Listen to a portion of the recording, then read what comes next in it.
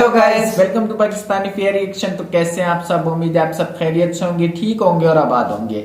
हमारी दुआ है ये आप खुश रहें, आबाद रहें। चैनल पर नहीं हो तो चैनल को सब्सक्राइब करें, लाइक करें, शेयर करें ताकि हर आने वाली वीडियो अब तक जल्द से जल्द मिल सके। तो मेरा नाम है अफान। मेरा नाम मंसूर सुगैर है। तो मैं एक और नई वीडियो के साथ काफी कमाल की वीडियो लेके आए हैं।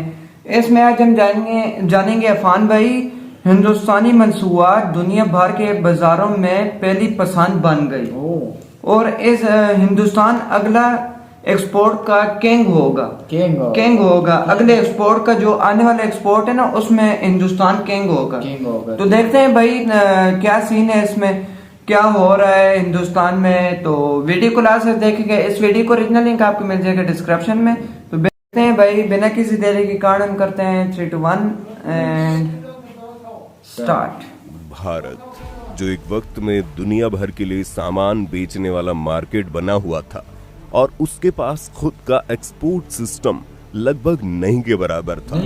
आज उसी भारत ने पिछले 75 सालों में अपने सामानों को दुनिया भर में एक्सपोर्ट करने के मामले में 600% की बढ़ोतरी की है, जो कि अपने आप में एक मील का पत्थर है। कहा जा रहा है कि सरकार की मेक इन इंडिया और वोकल फॉर लोकल की मुहिम रंग ला रही है। और आज भारत दुनिया के देशों को न सिर्फ खाने पहनने की चीजें एक्सपोर्ट करता है, बल्कि इसके अलावा सॉफ्टवेयर और अब तो हथियार भी बेचने लगा है। सरकारी आंकड़ों की माने तो भारतीय प्रोडक्ट की डिमांड बढ़ती जा रही है। विदेशी बाजार में भारतीय सामानों की धूम मचनी शुरू हो गई है। कुछ दशक पहले तक बाजार में मेड इन इंडिया का मतलब घटिया सामान या बेकार फीचर वाला प्रोडक्ट माना जाता था। 90 के दशक के पहले गवर्नमेंट रेगुलेशन की व्यवस्था में विदेशी रेडियो, मोटरसाइकिल, टीवी खरीदना सिर्फ अमीरों का शौक था। लेकिन जब भारत ने पूरी दुनिया के लिए बाजार खोला तो इस आंधी में भारत में बनने वाला सामान विदेशी चमक दमक के सामने फीका पड़ता चला गया और देखते देखते भारतीय बाजारों में विदेशी सामानों की भरमार हो गई। खास तौर से इलेक्ट्रॉनिक सामानों के लिए तो पूरा देश ही अमेरिका पर डिपेंड हो गया था। और फिर उसके बाद भारतीय बाजारों को अपने चंगुल में लिया चीन ने, जिसके सस्ते और एक से बढ़कर एक फीचर वाले सामानों को लोगों ने खूब खरीदा और अब गरीब लोगों तक भी पहुंच गया था। और आज भी कहीं न कहीं भारत के लोग चीन के सामानों पर डिपेंड करते हैं, जिसमें सबसे बड़ा सेक्टर तो मोबाइल फोन का ही है। और दिवाली में जहां चीन की बनी झालरें चमकने लगी, तो दूसरी ओर भारत के दिए बनाने वाले कुम्हारों के घर अंधेरा छा गया। विदेशी ब्रांड और डिजाइन कपड़ों के दौर में भारतीय बुनकर की मशीनों की आवाजें पड़ने लगी। हथियारों के बाजार में तो भारत शुरू से ही दूसरे देशों पर निर्भर था। रशिया, अमेरिका और फ्रांस के दिए टैंक, फाइटर जेट और बंदूकों पर भारत की पूरी मिलिट्री डिपेंड करती थी।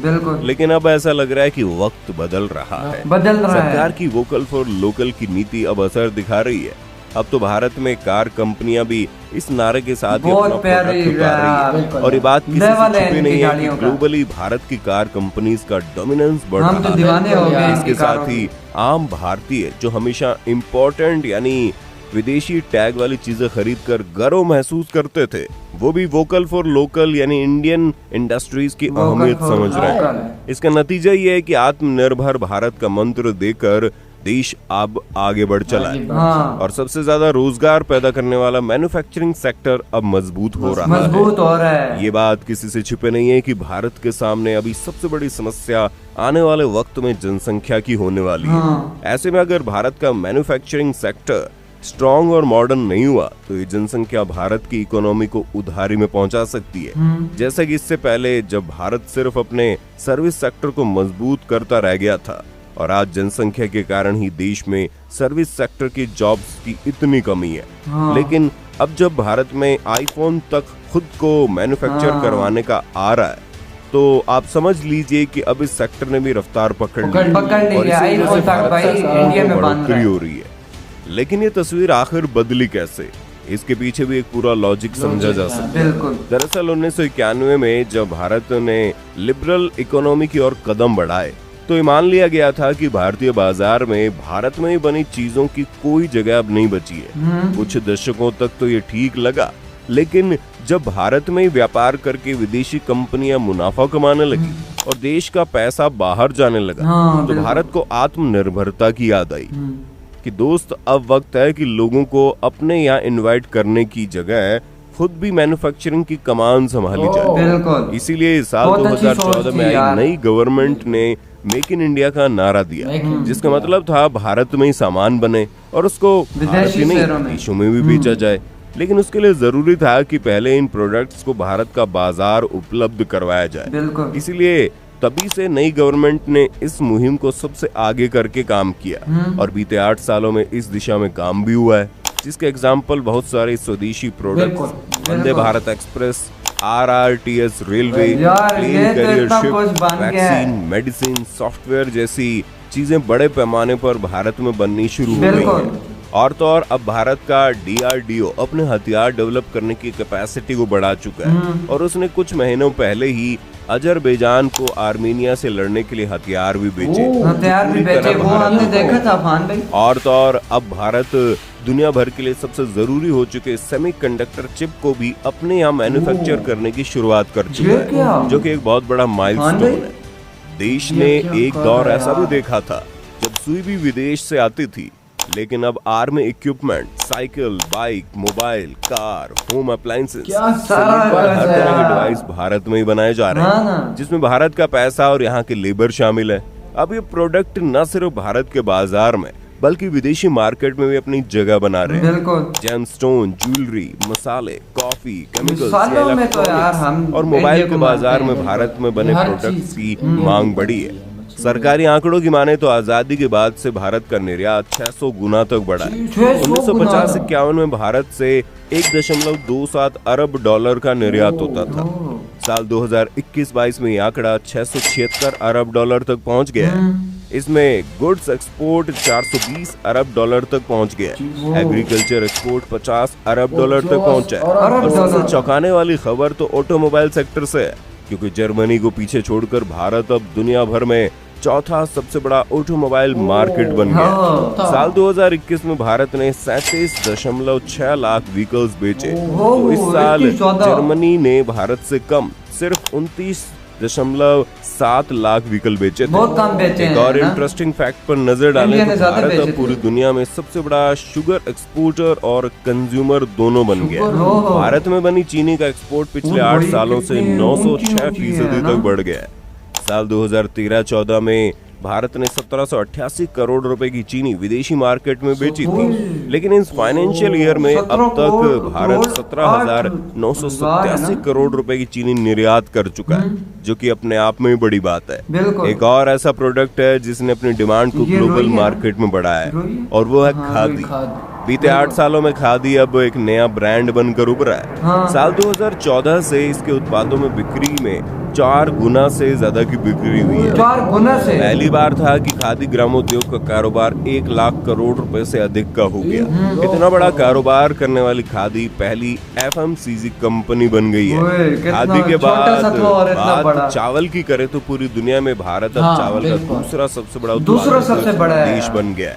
डेटा के साथ बताएं तो साल 2021-22 में 1303 लाख टन चावल का उत्पादन हुआ, जो कि अपने आप में एक बहुत बड़ा नंबर है।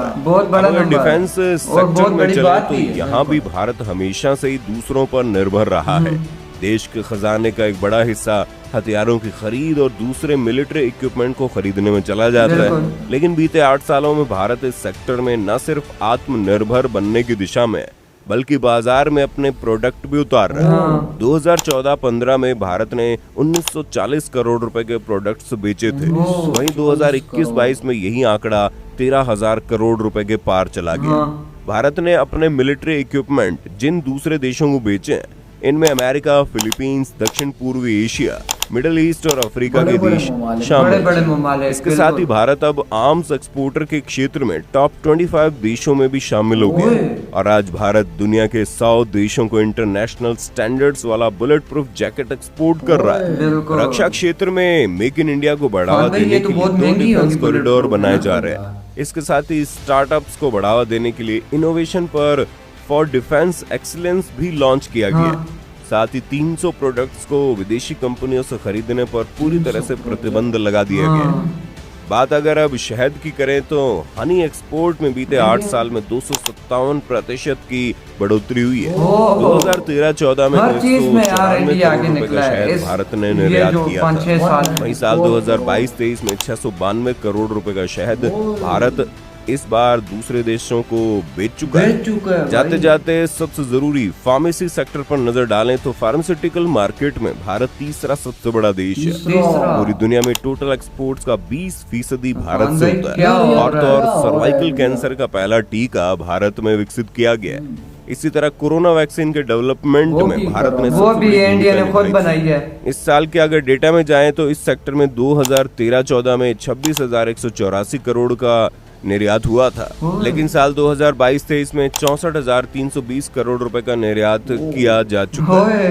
इसके अलावा भी कई ऐसे सेक्टर हैं जिसमें भारत ने बहुत बड़ी छलांग के साथ देश के एक्सपोर्टेशन को एक नई बिल्कुल तो यार अभी हम किस चीज की यार तारीफ करें। इतना इंडिया ने इतनी चीज में यार तरक्की की है कि हम अभी कुछ कह भी नहीं सकते यार।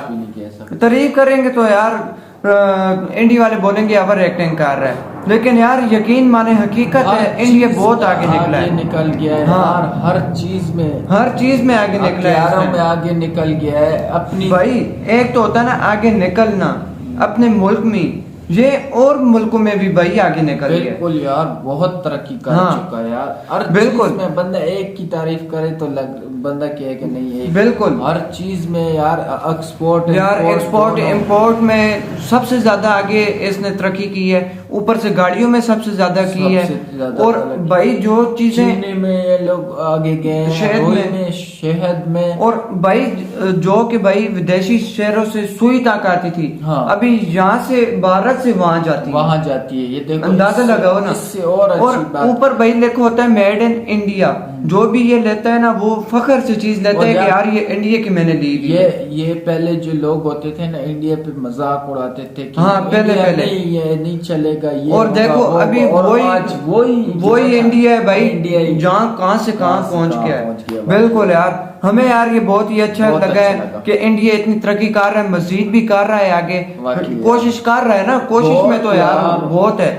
तो यार आपको कैसा लगा कमेंट सेक्शन में जरूर बताइएगा। अगर आपने हमारे चैनल को लाइक शेयर सब्सक्राइब नहीं किया तो जरूर कर दें, बेल आइकन को प्रेस कर दें ताकि आपको न्यू हर आने वाले वीडियो को नोटिफिकेशन टाइम से मिलता रहे।